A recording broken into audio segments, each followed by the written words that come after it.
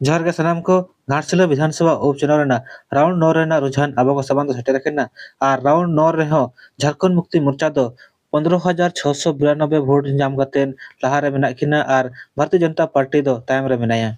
Round 9 रे सोमेश चंद्र सोरेन तकिन दो 45,150 vote जाम कते लहारे मेना किना। बाबूलाल सोरेन तकिन दो 30,458 भोट जाम कते तायम रे मेना किना और रामदास मुर्मू तकिन दो 7,172 भोट जाम कते तायम रे मेना किना। डॉक्टर श्रीलाल किस्को तकिन दो 705 भोट जाम कते तायम रे मेना किना। मनसाराम हांसदा तकिन दो 588 भोट जाम कते तायम रे मेना किना। पंचनन सोरेन तकिन दो 440 भोट जाम कते तायम रे मेना किना। विकास हेम्ब्रम तकिन दो 435 भोट जाम कते तायम रे मेना किना। मनोज कुमार सिंह तकिन दो 190 भोट जाम कते तायम रे मेना किना। पार्वती हांसदा तकिन दो 174 भोट जाम कते तायम रे मेना किना। रामकृष्ण क्रांति महाली तकिन दो 130 भोट जाम कते तायम रे मेना किना। नारायण सिंह तकिन दो 104 भोट जाम कते तायम रे मेना किना।